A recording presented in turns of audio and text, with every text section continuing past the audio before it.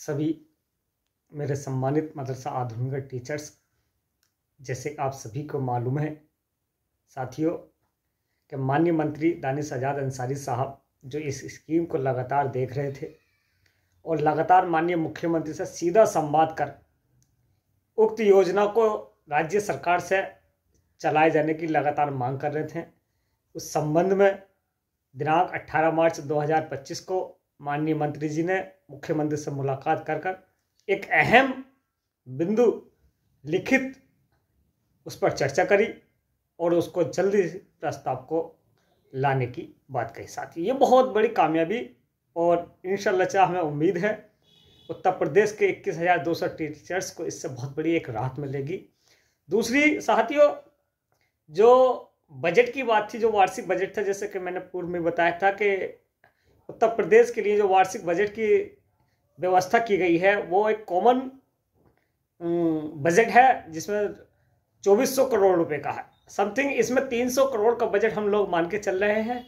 जिस तरह से हमारे टीम के सदस्यों ने जानकारी प्राप्त की है कि जैसे ये प्रस्ताव मुकम्मल पास हो जाएगा तो उसी में से ये 300 करोड़ डिवाइड करके हम लोगों को प्राप्त हो जाएगा। साथियों, तीसरी अहम चीज़ साथियों, पूर्व में हमने बताया था कि कुछ चीज़ें हमने माननीय निदेशक महोदय, रजिस्ट्रार महोदय और माननीय दानिश आज़ाद अंसारी साहब माननीय मुख्यमंत्री तक पहुँचाई थी, जो मदरसा बोर्ड में संबंधित मदरसा शिक्षा संबंधित पारदर्शिता लाने के लिए कहा था।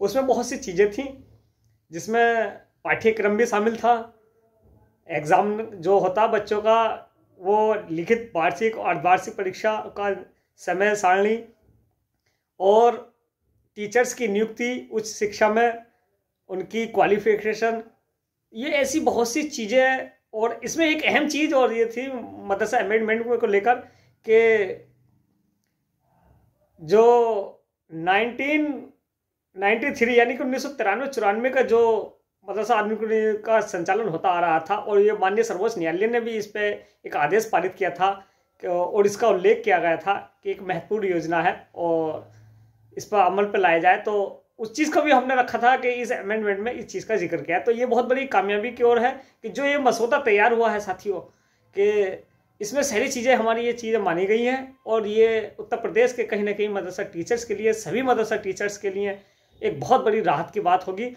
और एक इसमें बहुत बड़ी शिक्षा में बदलाव जो आने वाले वक्त में देखने को मिले। सिर्फ इसमें एक चीज़ की कमी है साथियों कि जो मदरसा बोर्ड के सदस्य होते हैं, मदरसा बोर्ड का चेयरमैन होता है, वो अभी खाली पद पड़ा है। जैसे ही इसकी नियुक्ति होकर आएगी उससे अनुमति लेने के बाद ये मसौदा पूरी तरह से पास होगा और माननीय मुख्यमंत्री जी इसको हरी झंडी देंगे और इंशाल्लाह चाहा तो जैसे ही इसको क्लियरिटी मिलेगी वैसे ही ये चीज़ें जो नए प्रस्ताव से संबंधित है मदरसा आधुनिक योजना को राज्य सरकार से चलाने के लिए, तो वो भी इसमें अतिशीघ्र इसको रखा जाएगा। तो ये साथियों बहुत बड़ी कामयाबी है। दूसरी एक अहम चीज़ साथियों, कई जो हमारे पास बिहार यानी कि पटना से जो पत्र मदरसा बोर्ड से संबंधित आधुनिक योजना SPEM से प्राप्त हुआ है, आप देख सकते हैं मेरे स्क्रीन पर ये पत्र है और इसमें पूरा ब्यौरा किस तरह से तैयार किया गया है, जिसमें साइंस टीचर्स का जिक्र किया गया है, जो इंग्लिश, मैथ, गणित, मैथमेटिक्स और जो हमारे सब सब्जेक्ट पढ़ाते हैं, जो साइंस सब्जेक्ट आधुनिक टीचर्स, उसके लिए अनुमोदन और अनुमति राज्य सरकार ने दी है।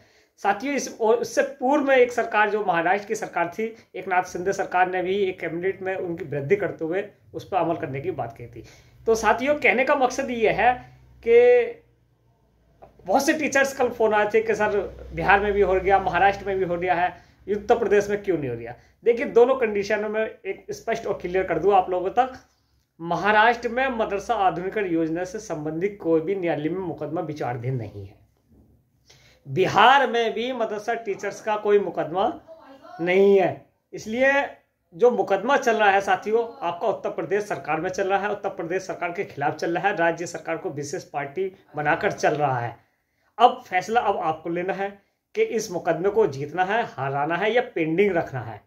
लंबित रखने का उद्देश्य क्या है साथियों, पैरोकार आखिर क्या चाहता है? हमारा मकसद ये है इस मुकदमे का निस्तारण करना।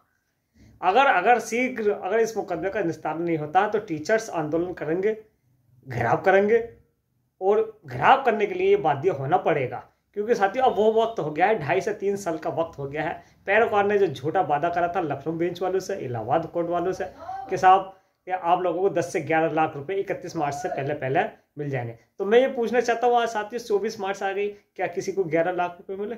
जो रिट याचिका में शामिल है या जो रिट याचिका में शामिल नहीं है, सब टीचरों को इसका बायकॉट करें, घेराव करें और मुकदमे को जितनी जल्दी हो सके आपका निस्तारण करने की कोशिश करें, इसको डिस्पोज कराने की कोशिश करें। खासकर अगर मुकदमा आपको चलाना है तो राज्य सरकार को विशेष पार्टी ना बनाए।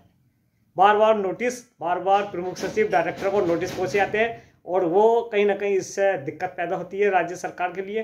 तो मैं आप लोगों से गुजारिश करूँ, आप लोग भी जो भी हो, जो भी पैरोकारी कर रहा है इस पर वो फ़ोन करें, तत्काल उसके घर पर पहुँचे और ये मुकदमे का अतिशीघ्र निस्तारण करने की कोशिश करें।